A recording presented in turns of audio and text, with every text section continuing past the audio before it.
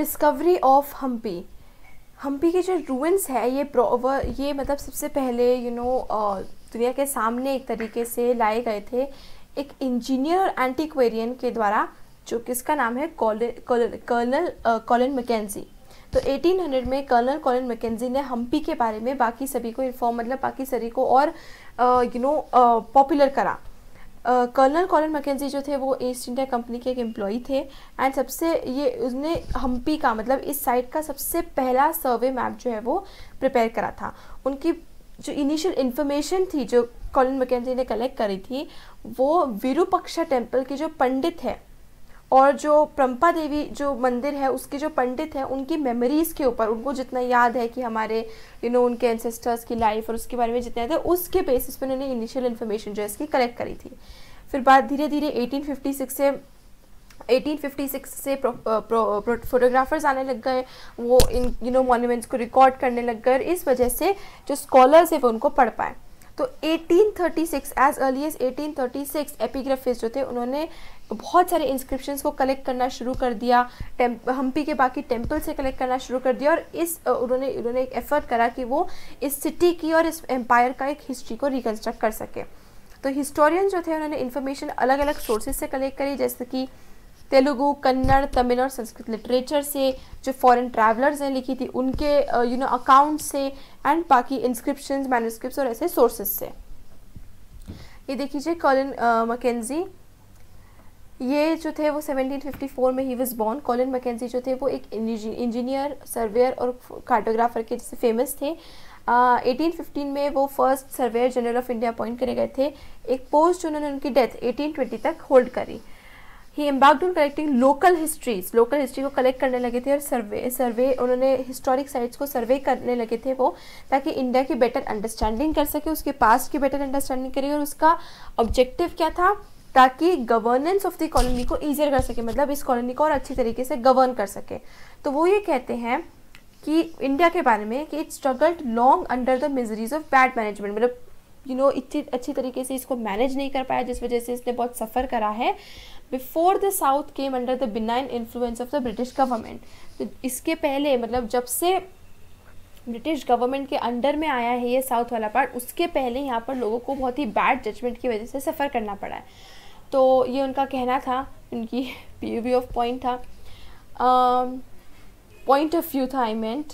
विजयनगर को पढ़ के मैकेंजी को ऐसा लगता था कि ईस्ट इंडिया कंपनी जो है वो बहुत यूज़फुल इन्फॉर्मेशन गेन कर सकती थी, बहुत इंपॉर्टेंट इंस्टीट्यूशंस, लॉज और कस्टम्स के बारे में, जो कि नेटिव्स और ट्राइब्स के बीच में बहुत ही फेमस थे इस एरिया के, ताकि वो गवर्नेंस को ईजी कर सकें। ये फिगर देख लीजिए, ये मैकेंजी और उनके असिस्टेंट्स हैं। ये अननोन आर्टिस्ट के द्वारा एक कॉपी है, जो कि एक कॉपी है। ये एक अननोन आर्टिस्ट ने कोई आर्ट वर्क ऑयल पेंटिंग करी थी और उसकी कॉपी है, और इसको कॉपी करा था थॉमस हिकी ने, पेंटर जो है। तो ये सिर्फ 1825 को डेट करती है एंड ये collection of the royal Asiatic society of Britain and Ireland को बिलोंग करती है। मैकेंजी के लेफ्ट में उनके पियोन है किस्तन जी, जो कि टेलीस्कोप होल्ड करे हुए, ये उनके लेफ्ट में ये है किस्तन जी, उनके पियोन। उनके राइट में दो ब्राह्मण असिस्टेंट है, मतलब एक ब्राह्मण असिस्टेंट है और एक जैन पंडित है उनके राइट साइड में। और the Telugu and behind him the Telugu ब्राह्मण कॉवलरी वेंकट लक्ष्मिया। तो ये उनके पीछे मतलब ब्राह्मण एक है, ब्राह्मण कॉवलरी को बिलोंग करते हैं, वेंकट लक्ष्मिया वो है, और एक जैन पंडित है। रायाज, नायकाज एंड सुल्तान्स, ट्रेडिशन के अकॉर्डिंग यानी एपिग्राफिक ट्रेडिशन के अकॉर्डिंग अगर हम इंस्क्रिप्शंस को देखेंगे तो दो ब्रदर्स थे, दो भाई थे, हरिहरा और बुक्का, जिन्होंने विजयनगर एम्पायर को 1336 में बनाया था, वो उसके फाउंडर्स थे। ये एम्पायर जो था इसमें बहुत सारे लोग, मतलब बहुत ही अलग अलग डाइवर्स लोग थे, अलग अलग लैंग्वेजेस रहते थे, अलग अलग रिलीजन्स और ट्रेडिशंस को फॉलो करते थे।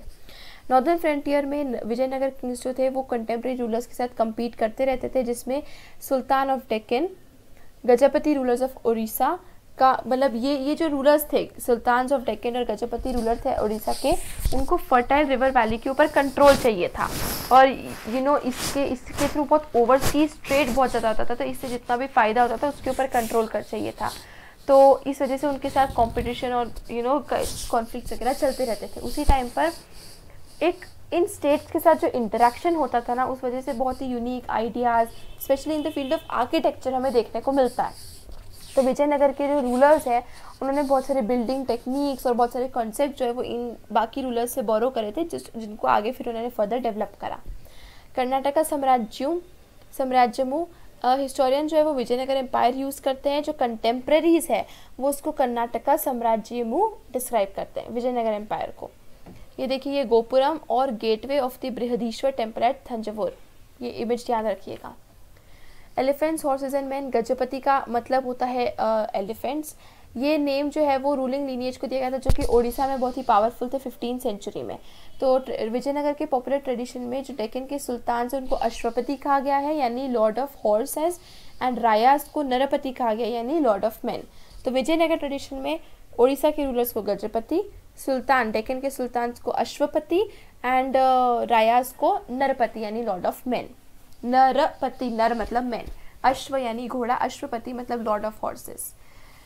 इसमें से कुछ जो एरियाज़ है उसको एम्पायर में इनकॉर्पोरेट किया गया था, उसमें बहुत डेवलपमेंट हमें देखने को मिलता है पावरफुल स्टेट्स का। मतलब कहने का मतलब ये है कि विजयनगर एम्पायर में जो एरियाज़ थे उसमें हमें चोलाज, जैसे कि तमिलनाडु में जो चोलाज थे, कर्नाटका में होयसालाज थे, तो उनके एरियाज़ को भी एम्पायर में इनकॉर्पोरेट किया गया है। इस एरिया में जो रूलिंग एलिट्स थे उन्होंने अपना पैट्रोनेज इलेबोरेट टेम्पल्स की तरफ एक्सटेंड किया। मतलब इनके अंडर में बहुत इलेबोरेट टेम्पल्स बने, जैसे कि थंजावुर पे बृहदीश्वर टेम्पल हो गया, या फिर बेलूर पे चेन्नकेश्वर टेम्पल हो गया। तो ये इनके अंडर में ये टेम्पल्स बने हैं। विजयनगर के जो रूलर्स थे वो अपने आप को रायास बुलाते थे। उन्होंने इन ट्रेडिशंस को कैरी ऑन रखा एंड इसके आगे मतलब इसको कैरी ऑन करते हुए विजयनगर एम्पायर को नई हाइट्स तक ले गए। किंग्स एंड ट्रेडर्स, वॉरफेयर जो था वो इफेक्टिव कैवलरी पे डिपेंड करता था, तो इसीलिए कैवलरी मतलब घोड़े वगैरह जो आपके पास क्या क्या आर्म्स है, एमिनेशंस है, तो इसलिए हॉर्सेस को अरेबिया और सेंट्रल एशिया से इंपोर्ट करा जाता था, जो कि इम्पॉर्टेंट था। हॉर्सेस का इंपोर्ट कराना बहुत राइवल किंगडम्स के लिए बहुत ही इंपॉर्टेंट था। जो ट्रेड था वो इनिशियली अरब ट्रेडर्स ही कंट्रोल करते थे। उस टाइम पे जो लोकल कम्युनिटीज़ थी मर्चेंट्स की, उन्हें कहा जाता था कुदिराई चित्तीस यानी हॉर्स मर्चेंट्स, वो भी इन एक्सचेंजेस में पार्टिसिपेट करते थे। 1498 से और भी अदर एक्टर्स आ गए कोस्ट पे, जैसे कि पोर्चुगीज जो है वो अराइव हो गए वेस्ट कोस्ट पे सब कॉन्टिनेंट के, और उन्होंने भी अपने खुद के मिलिट्री और ट्रेडिंग स्टेशंस को इस्टेब्लिश करने की कोशिश की। उनकी सुपीरियर टेक्नोलॉजी थी, स्पेशली मस्केट्स जो थोड़ी सी बंदूक टाइप एक वो होता है, तो उनका यूज जो था, इस वजह से वो इस पॉलिटिक्स के टाइम के बहुत ही इंपॉर्टेंट प्लेयर्स बने, क्योंकि बहुत ही इफेक्टिव और एडवांस टेक्नोलॉजी कैरी कर रहे थे वो पोर्चुगीज अपने साथ। इनफैक्ट विजयनगर जो था वो उसके मार्केट डीलिंग्स की वजह से बहुत ही नोटेड था, जैसे कि स्पाइसेस, टेक्सटाइल और प्रीशियस स्टोन, इस वजह से ये काफ़ी फेमस था। तो ट्रेड जो था वो एक स्टेटस सिंबल था ऐसी सिटीज़ के लिए, बहुत ही इंपॉर्टेंट था। वेल्दी पॉपुलेशन थी यहाँ की, और जो इतनी भी वेल्दी पॉपुलेशन थी ना वो हाई वैल्यू एग्जॉटिक गुड्स को डिमांड करती थी, स्पेशली प्रीशियस स्टोन्स और ज्वेलरी। तो ये चीज़ जो थी वो इंपॉर्टेंट थी, बहुत ही एक सिग्निफिकेंट नोटेड चीज़ थी विजयनगर एम्पायर की। जो रेवेन्यू था वो ट्रेड से जो डिराइव होता था, तो ट्रेड से जितना भी पैसा रेवेन्यू डिराइव होता था ना वो फिर इन टर्न स्टेट की प्रोस्पेरिटी में हेल्प करता था। The apogee and decline of the empire, तो जो पावर के क्लेमेंट्स थे वो दो अलग अलग उससे थे, मतलब वो मिलिट्री भी थे, मिलिट्री कमांडर्स भी थे और रूलिंग लीनिएज भी थे। मतलब डायनेस्टिक रूलर्स भी हमें देखने को मिले जिनकी फैमिली में रूलर्स रह चुके हैं, या फिर मिलिट्री कमांडर्स, उन्होंने भी रूल को क्लेम करने की कोशिश करी है, पावर को क्लेम करने की कोशिश करी है। सबसे पहली डायनेस्टी जो थी उनको कहा जाता था संगमा डायनेस्टी। हरिहरा और बुक्का इसी डायनेस्टी को बिलोंग करते थे। जो संगम डायनेस्टी है उसने 1485 तक कंट्रोल करा, मतलब पूरा एक्सरसाइज करा, कंट्रोल करा विजयनगर एम्पायर को। इसके बाद सलुवाज आए जो कि मिलिट्री कमांडर्स थे, तो जैसे संगम डायनेस्टी जो था वो रूलिंग लीनिएज से थे। फिर सेकंड आए सलुवाज जो कि मिलिट्री कमांडर्स थे, जो कि 1503 तक पावर में रहे, और फिर उनको रिप्लेस करा तुलुवाज ने। कृष्णदेवराय जो एक बहुत ही पॉपुलर लीडर थे इस एम्पायर के, वो तुलुवा डायनेस्टी को बिलोंग करते थे। कृष्णदेवराय जो था उनका रूल जो था वो एक्सपेंशन और कंसोलिडेशन दोनों था, मतलब उनकी रूल के अंडर एम्पायर को बहुत एक्सपैंड भी करा गया और जितना भी जो उनके एरियाज उसको कंसोलिडेट भी करा गया। ये वो टाइम था जब तुंगभद्रा और कृष्णा रिवर्स के बीच का लैंड था, ठीक है। तो इसको कहा जाता था रायचूर दोअब। इसको 1512 में अक्वायर करा गया था। ओडिशा के रूलर्स को हरा मतलब सबड्यू करा गया था 1514 में, और सुल्तान ऑफ बीजापुर को भी बहुत तरीके से बहुत बार हराया गया था 1520 में। तो ये 3 इंपॉर्टेंट इवेंट्स हुए थे कृष्णदेवराय के रूल के टाइम पे। तो किंगडम जो था वो बहुत ही मिलिट्री प्रिपेयर्डनेस के उसमें कांस्टेंट रहा, मतलब जब भी ज़रूरत पड़ी तो वो मिलिटरीली प्रिपेयर्ड रहा, लेकिन फिर भी बहुत ज़्यादा पीस और प्रॉस्पेरिटी इस टाइम पे कृष्णदेवराय के अंडर रही। तो कृष्णदेवराय को क्रेडिट किया जाता है कुछ बहुत ही अच्छे और फाइन टेम्पल्स बनाने के लिए, एंड उन्होंने इम्प्रेसिव गोपुरम्स ऐड करे बहुत सारे इंपॉर्टेंट साउथ इंडियन टेम्पल्स पे। तो गोपुरम्स ऐड करना और बहुत ही फाइन टेम्पल्स बनाने, दोनों के साथ उनको क्रेडिट किया जाता है। एक और उनकी अचीवमेंट की लिस्ट है कि उन्होंने विजयनगर के पास में एक सब अर्बन टाउनशिप को फाइंड किया था जिसका नाम था नागलापुरम, जो कि उनकी मदर के नाम के बाद रखा गया था नागलपुरम। कुछ most detailed description of Vijayanagara जो है वो इसी टाइम से आते हैं, इसके बाद से, इसके जस्ट बाद आते हैं, मतलब कृष्णदेवराय के टाइम से बहुत ज़्यादा डिटेल डिस्क्रिप्शन हमें विजयनगर एम्पायर के मिलते हैं, इसके जस्ट बाद से मिलते हैं। तो आप ये कृष्णदेवराय के अचीवमेंट्स को प्लीज़ नोट कर लीजिएगा, याद रखिएगा। उसके पहले हम ये देख रहे थे किंग्स एंड ट्रेडर्स। कृष्णदेवराय का रूल जो था वो 1509 से 1529 तक था, 20 ईयर्स तक था। ये विजयनगर के सबसे फेमस रूलर थे और इन्होंने तेलुगु स्टेट क्राफ्ट के ऊपर एक बहुत ही इंपॉर्टेंट वर्क कंपोज किया था जिसका नाम था अमुक्त मल्यड़। ठीक है, इसके बारे में मतलब कृष्णदेवराय ने ट्रेडर्स के बारे में क्या लिखा है ये देखिए। एक राजा जो है उसको अपनी कंट्री में हार्बर्स को, यानी कोस्टल वाला जो है, जो हार्बर है जहाँ पर दूसरी कंट्रीज वगैरह की शिप आती है एक्सचेंज के लिए, ट्रेड के लिए, उसको बहुत ज़्यादा इंप्रूव करना चाहिए जिससे कि कॉमर्स और horses, elephants, precious James, sandalwood यानी चंदन, मोती वगैरह ऐसे कुछ आर्टिकल्स का ट्रेड और कॉमर्स जो है वो बहुत ज़्यादा इंप्रूव हो सके। उनको फॉरेन सेलर्स के लिए एक ऐसी जगह अरेंज करनी चाहिए जहाँ पर वो रुक सके, उनके लिए बहुत ही हेल्प अरेंज करनी चाहिए, उनके लुक आफ्टर करना चाहिए एक सूटेबल मैनर में। मर्चेंट्स को इतना वो मर्चेंट्स जो कि एलिफेंट्स, गुड हॉर्सेस जो इंपोर्ट करते हैं उनको इतना अच्छा डेली ऑडियंस प्रोवाइड करो, प्रेजेंट्स प्रोवाइड करो, और इस वजह से इतना वो करो कि वो डिसेंट प्रॉफिट्स को अलाउ कर सके, मतलब वो इतना खुश हो जाए, तब जाकर ये आर्टिकल्स कभी भी आपके एनिमीज़ के पास नहीं जाएंगे। मतलब उनको डिसेंट प्रॉफिट्स दो कि आप उनको बहुत अच्छी तरीके से वो प्रॉफिट्स करें, उनको खुश रखो। तो ये लोग जो है, ये जो ट्रेडर्स हैं, मर्चेंट्स हैं, कभी भी आपके एनिमीज़ के पास नहीं जाएंगे और हमेशा आपके साथ रहेंगे। ये स्ट्रैटेजी थी कृष्णदेवराय की। आपको क्या लगता है कि किंग क्यों इतना इंटरेस्टेड था ट्रेड एनकरेज करने में? देखिए, पहली बात तो ट्रेड कॉमर्स के लिए बहुत इंपॉर्टेंट था, स्टेट की प्रॉस्पेरिटी के लिए बहुत इंपॉर्टेंट था, to maintain good relations with other empires बहुत इंपॉर्टेंट था। तो ट्रेड के थ्रू, जिसमें जैसे लिखा है कि एनिमीज़ के पास टर्न नहीं करेंगे, तो मतलब अगर एक बार वो खुश है, एक पर्टिकुलर कंट्री का ट्रेडर या मर्चेंट खुश है, तो वो वापस अपने एम्पायर पे जाएगा, अपने रूलर के पास जाके बताएगा, तो वो लोग भी खुश रहेंगे और ऐसे फिर उनके एनिमीज है वो कम से कम होंगे। Which groups of people have been benefited from these transaction? जो कि ट्रेडर्स है, मर्चेंट्स है, जो कि फॉरेन लैंड से आते हैं, उनको बहुत बेनिफिट हुआ होगा। तो अब कृष्णदेवराय की डेथ होगी 1529 में, इसके बाद से इंपीरियल स्ट्रक्चर में काफ़ी स्ट्रेंज दिखने शुरू हो गए। इनके जो सक्सेसर थे, इनको ट्रबल मिली रिबेलियस नायकास के थ्रू या मिलिट्री चीफ्स के थ्रू। तो 1542 तक था जो सेंटर पे कंट्रोल जो था वो दूसरी डायनेस्टी तक शिफ्ट हो चुका था, जो की थी अरावली डायनेस्टी, जो कि 17th सेंचुरी के एंड तक पावर में रही। इस पीरियड में, जैसे कि पहले हुआ था, मिलिट्री एम्बिशंस जो रूलर्स के थे विजयनगर के और डेक्कन्स के सुल्तान के थे, उसमें बहुत ही शिफ्टिंग अलाइनमेंट्स है, मतलब इनके मिलिट्री एम्बिशंस वगैरह थे सही। इवेंचुअली ऐसा हुआ कि सल्तनट्स, मतलब ऐसा बात हुई कि इनके बीच में मिलिट्री कॉन्फ्लिक्ट्स वगैरह तो चलते रहते थे। इवेंचुअली बात ये हुई कि जितने भी बाकी सल्तनट्स थे वो सभी विजयनगर एम्पायर के अगेंस्ट खड़े हो गए। 1565 में रामा राय थे, जो कि एक चीफ, राम राय जो थे वो चीफ मिनिस्टर थे विजयनगर के। इन्होंने क्या करा, राक्षसी तंगड़ी नाम की एक बैटल में, जिसको तालीकोटा की बैटल भी बोलते हैं, उसमें पार्टिसिपेट किया, जहाँ पर उनकी फोर्सेस को बीजापुर, अहमदनगर और गोलकोंडा की कंबाइंड फोर्सेस ने हरा दिया। तो इस टाइम पे ये जो तीनों थे ये विक्टोरियस थे और इन्होंने पूरी विजयनगर को सैक कर लिया, लूट लिया, सब कुछ खत्म कर दिया, सिटी को बिल्कुल अबैंडन कर दिया गया कुछ सालों तक। कुछ ही सालों में पूरी सिटी एकदम जो इतनी प्रॉस्परस थी वो पूरी तरीके से ख़त्म हो चुकी है।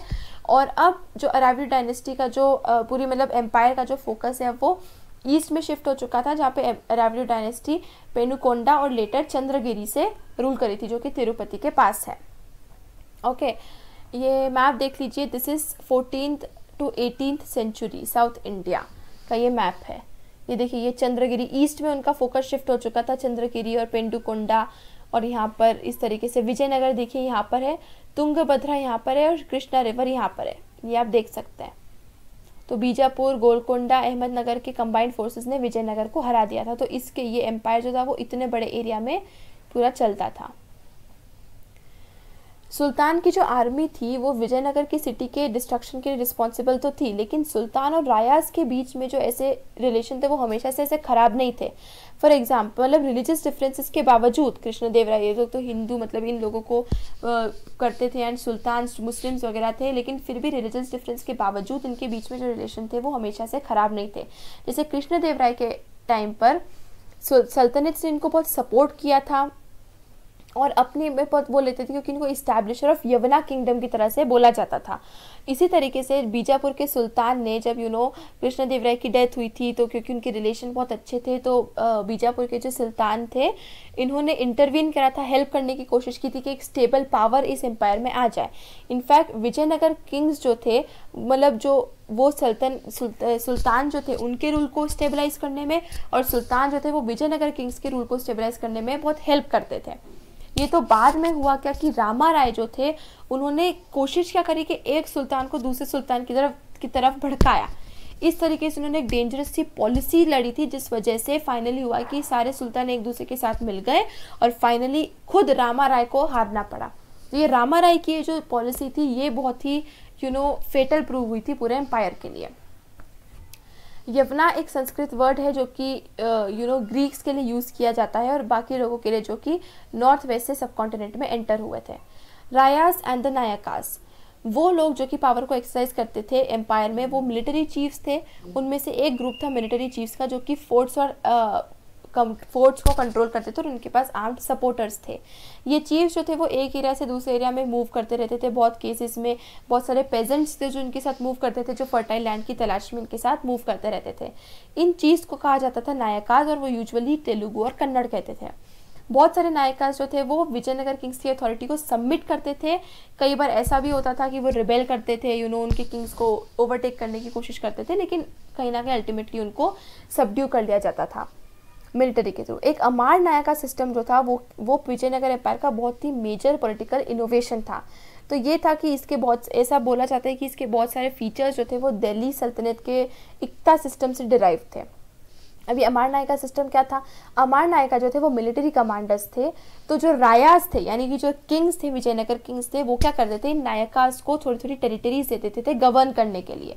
तो बदले मतलब वो नायकास क्या करते थे, पेजेंट्स से टैक्सेस कलेक्ट करते थे, ड्यूज कलेक्ट करते थे, क्राफ्ट्स पर्सन, ट्रेडर्स वगैरह से उन एरिया के लिए। वो कुछ रेवेन्यू तो अपने पर्सनल यूज़ के लिए रख लेते थे और बाकी जो टैक्स वगैरह जो है वो किंग्स को देते थे। तो जितना भी रेवेन्यू वो पर्सनली रख लेते थे वो अपने हॉर्सेज, एलिफेंट्स, अपनी आर्मी को मेंटेन रखने के लिए यूज़ करते थे।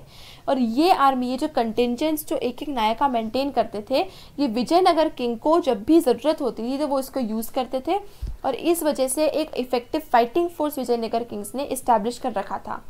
कुछ रेवेन्यू जो था वो मेंटेनेंस ऑफ टेम्पल और इरिगेशन वर्क्स में भी यूज़ किया जाता था। जो अमार नायकास थे वो विजयनगर किंग्स को ट्रिब्यूट सेंड करते थे ताकि वो अपनी लॉयल्टी शो कर सके। किंग्स क्या करते थे, अमार नायकास के ऊपर अपना कंट्रोल इस्टेब्लिश करने के लिए कई बार उनका ट्रांसफ़र कर देते एक जगह से दूसरी जगह पर। तो 17th सेंचुरी में ऐसे बहुत बार हुआ कि 17th सेंचुरी के बाद से ये नायकास जो थे ये बहुत ज़्यादा पावर में आकर इन्होंने अपना इंडिपेंडेंट किंगडम इस्टेब्लिश कर लिया, जिस वजह से एम्पायर जो है वो और तेज़ी से कोलैप्स होने लगा। अमार जो है it is believe to derive from a Sanskrit word samara, जिसका मतलब होता है बैटल या वॉर। तो ये पर्शियन टर्म अमीर को भी रिसेंबल करता है, जिसका मतलब होता है हाई नोबल।